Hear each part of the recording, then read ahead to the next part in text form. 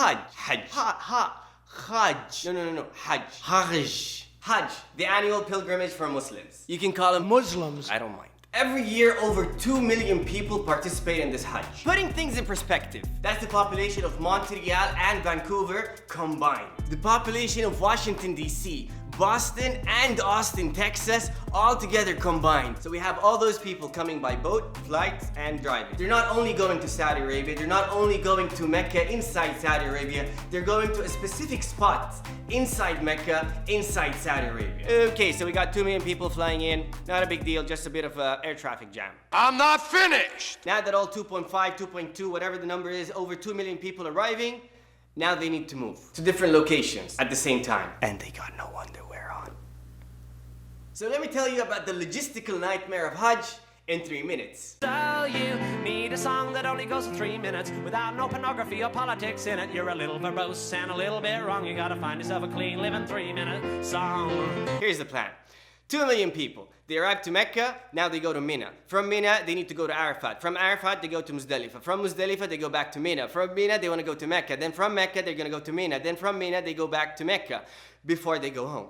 Every move needs to happen at a specific time where everybody wants to move at that specific time to that specific location. This is an easy task. A little bit of communication, a little bit of logistics, and we're done. But, now add this to the fact that Hajjis, they come from all around the world. So you got different religious interpretations of Hajj, you got different languages and sects, and you got different cultural backgrounds. Logistically, officers in Mecca are so exposed to diversity, they can easily talk 2 to 3 languages. Just any officer you would see, they would speak more than 1 language.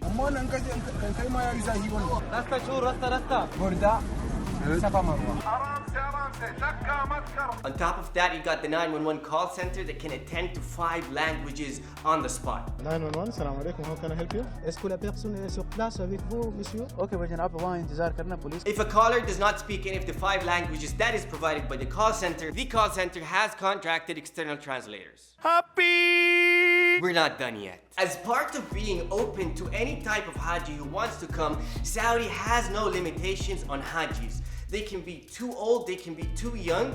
In a sense, if you ask me, I'll be like, why would you take your 2-year-old kid to Hajj? If you want to go, you're welcome to go. And that's when you get the cute officers becoming babysitters.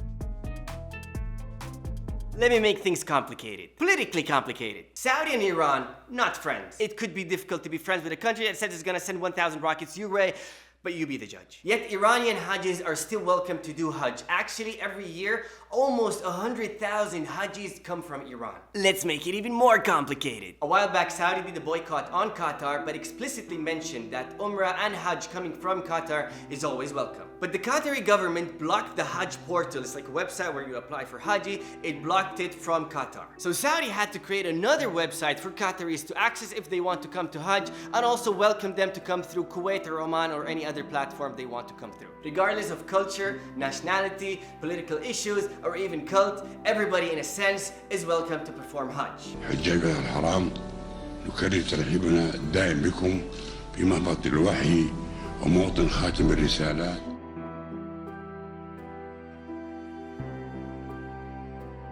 You want to dance, you get to dance.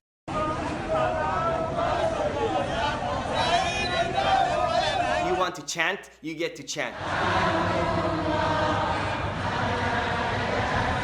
You can do whatever you want to do as long as it's not an issue with safety or security.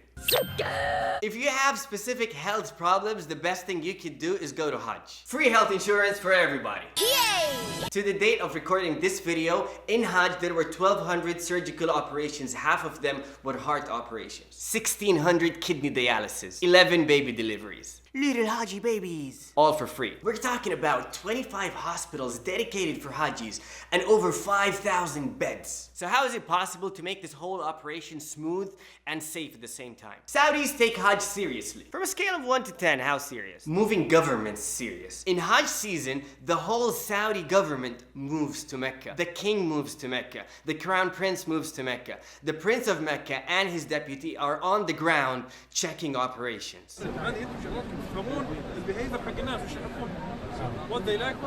Every single minister and his office are in Mecca checking the services that they're providing as a ministry. Good job!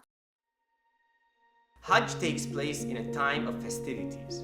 Around the world, the Muslim world, it is a time of celebration. People celebrate, they take vacations, they take breaks.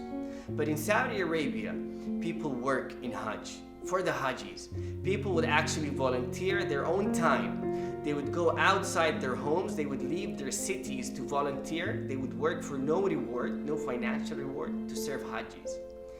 And the question is why? The answer is pretty simple. It is a feeling of responsibility from every single Saudi towards Muslims around the world.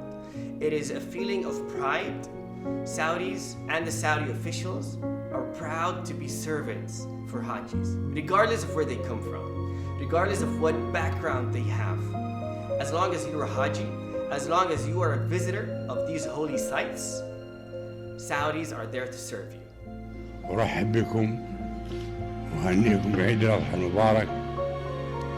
سأل المولى عز وجل أن يكتب الحجاج بيت الله الحرام حجا مبرورا وسعيا مشكورا. Let me know your thoughts in the comments below and help me out by spreading the message on Facebook, WhatsApp, and Twitter. Thank you for watching, and maybe we get to see you next Hajj. You and your little Haji babies.